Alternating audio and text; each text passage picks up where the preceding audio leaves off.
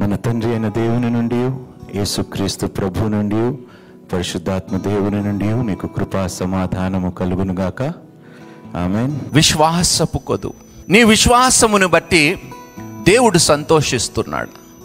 నీ విశ్వాసమును చూచి యేసుక్రీస్తు ప్రభు ఆ శతాధిపతికి చెప్పినట్టు నీ ఎడల చెప్పగలుగుతున్నాడా? ఎలాంటి విశ్వాసము నేను ఇశ్రాయేల్లో కూడా నేను ఎన్నడూ అలాంటి విశ్వాసము మనం కనపరచగలుగుతున్నాం. నీ విశ్వాసము సరిపోతుందా దేవుణ్ణి సంతోషపరచడానికి, తృప్తిపరచడానికి? అన్నీ బాగా ఉన్నప్పుడు మన విశ్వాసం బాగుంటుంది. సహజంగా మనుషులకి ఇదొకటి ఏమిటంటే లోపము.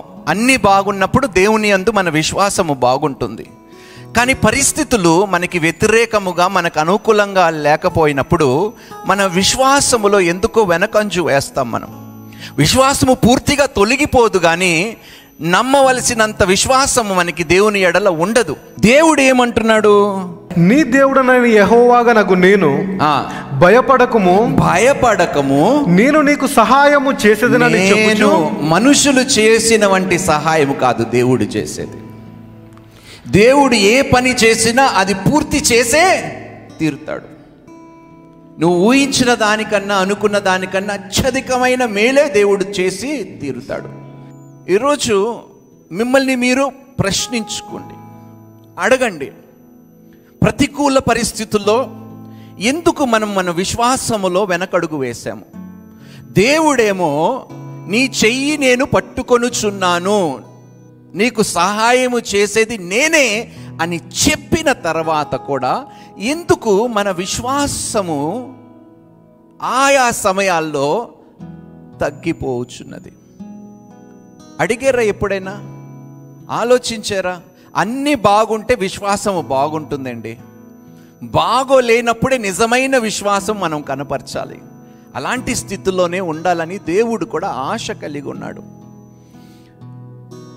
ఒకవేళ ఇంట్లో ఎవరికైనా అనారోగ్యం వచ్చిందో, మరణకరమైన స్థితిలో ఉన్నారా, ఎలాంటి అపాయము కలిగినా కూడా నువ్వు నమ్ముతున్నావా దేవుడు నీకు సహాయము చేస్తాడని? విశ్వాసము తక్కువ ఉన్నప్పుడు దేవుణ్ణి ఆశ్రయించకుండా మనం మనుషుల్ని ఆశ్రయిస్తూ ఉంటాం. వాళ్ళ దగ్గరికి వెళ్తే వాళ్ళు ఈ సహాయం చేస్తారు, వీళ్ళ దగ్గరికి వెళ్తే వీరు ఈ సహాయం చేస్తారు. అమ్మా, నువ్వు ముందు మనుషుని దగ్గరికి వెళ్ళి తర్వాత దేవుని దగ్గరికి వెళ్ళావంటే దేవుణ్ణి అవమానించిన దానిగా, అవమానించిన వానిగా ఉంటావు. జాగ్రత్తగా ఉండండి. సహజంగా మనుషులకి అలవాటు ఏమిటంటే, మంచి కట్టుబట్టలు వేసుకున్నారనుకోండి, బహుశా వారు ఇంకా ఎక్కువ ఇస్తారేమో అని ఒక నమ్మకం. వాళ్ళు కట్టు వస్త్రాలను బట్టి వారిని నమ్మకండి. బాగా సూటు బూట్ వేసుకొని మంచి కారు ఉంటే మీరు సహాయం కోరటానికి వెళ్తే సహాయం దొరుకుతుందని ఆలోచన పెట్టకండి. పేదవాడిని కూడా రాజుగా చెయ్యగలిగితే ఆయన రాజుగా అయిన తర్వాత దేవునికి ఇంకెంత బహుగా ఇవ్వగలుగుతాడండి? దేవునికి స్తోత్రము, హల్లెలూయా. గొర్రెలు కాసే దావీదుని రాజుగా చేశాడు. అందుకనే ఎవ్వరిని చిన్న చూపు చూడకండి, ఎవ్వరిని చిన్న చూపు చూడకండి. నీ విశ్వాసము వాడు వేసుకున్న సూటు బూట్ మీద, వాడు గడియారాల మీద, వాడు బంగారం మీద, కొంతమంది రోల్డ్ గోల్డ్ కూడా వేసుకొని వస్తారు. జాగ్రత్తగా ఉండండి.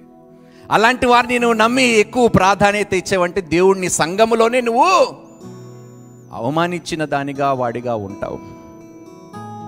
ఎవరి మీద నమ్మకం పెట్టాలో, నమ్మకం పెట్టకూడదో, ఎవరిని విశ్వసించాలో, ఎవరిని విశ్వసించకూడదో నేర్చుకోమంటున్నాడు దేవుడు. ఎందుకంటే దేవుడు ఏమంటున్నాడంటే, మీరు మనుషుల మీద విశ్వసిస్తున్నారు, నా మీద కన్నా మీ వృత్తి మీద మీరు విశ్వాసము కలిగి ఉన్నారు, కానీ నా ఎడల కొదువైంది మీ విశ్వాసము. మీరు జీతమిచ్చే యజమాని మీద మీకు విశ్వాసం ఉన్నది, కానీ రక్షణ నిత్య జీవం ఇచ్చే నా మీద మీ విశ్వాసము కొదువైంది అని దేవుడు ఈరోజు జ్ఞాపకం చేస్తున్నాడు. అన్నిటినీ నమ్ముతున్నారు, అందరినీ నమ్ముతున్నారు, నా దగ్గరకు వచ్చేసరికి నన్ను చేత కాని వాడిగా మీరు చేస్తున్నారు, ఈ లోకానికి చూపిస్తున్నారు అని దేవుడు మరలా మనకి జ్ఞాపకము చేస్తున్నాడు. సమస్తము నీకు సమకూర్చి ఇచ్చేవాడు నీకు తోడుగా ఉన్నాడు, నీ చెయ్యిని విడిచిపెట్టని వాడు నీకు తోడుగా ఉన్నాడు. ఎందుకు ఇంకా ఏడుపు? ఎందుకు ఇంకా భయము? ఎందుకు ఇంకా భీతి? చూడండి ఎంత విశ్వాసపు కొదువు ఉందో మనకి మన జీవితంలో. యోబు అన్ని పోయిన తర్వాత ఏమంటంట? యెహోవాయే ఇచ్చెను, యెహోవాయే ఇచ్చెను, యెహోవాయే తీసుకొని పోయెను, యెహోవా నామమునకు స్తుతి కలుగును గాక. ఆమేన్. ఆయన ఇచ్చాడు, ఆయన తీసుకుపోయాడు. ఆయనదే, నాది ఏమీ లేదు. ఈ బ్రతుకు నాదే, ఆ ఉద్యోగం ఆయననే ఇచ్చాడు, ఈ ఇల్లు ఆయననే ఇచ్చాడు, నా వేసుకున్న బట్టలు ఆయననే ఇచ్చాడు, జ్ఞానము ఆయననే ఇచ్చాడు, ఆరోగ్యం ఆయనే ఇచ్చాడు, అన్నీ ఆయననే ఇచ్చాడు. ఆయన తీసుకుంటే ఏమిటి తప్పు? ఏమిటి తప్పు? ఎందుకు నా విశ్వాసము తీసేసుకున్నప్పుడు ఎందుకు తక్కిపోవాలో ఇచ్చిన వాడి నుండి? తిరిగి ఇవ్వడా? తీసుకుంటే పరీక్షించటానికి మాత్రమే తీస్తాడమ్మా నీ దగ్గర నుండి దేవుడు. ఏదైనా పరీక్షించటానికి మాత్రమే, నీ విశ్వాసాన్ని ఇంకా మెరుగుపరచటానికి మాత్రమే దేవుడు నీ యొద్ద నుండి కొన్ని తీస్తాడు. అప్పుడే నీ నిజమైన విశ్వాసము నువ్వు దేవునికి కనుపరుస్తావు. ఎంత గొప్ప విశ్వాసిగా ఉన్నావు, విశ్వాసుడుగా ఉన్నావు, పరీక్షించటానికి దేవుడు కొన్నిసార్లు కొన్ని తీసివేస్తాడు నీ దగ్గర నుండి.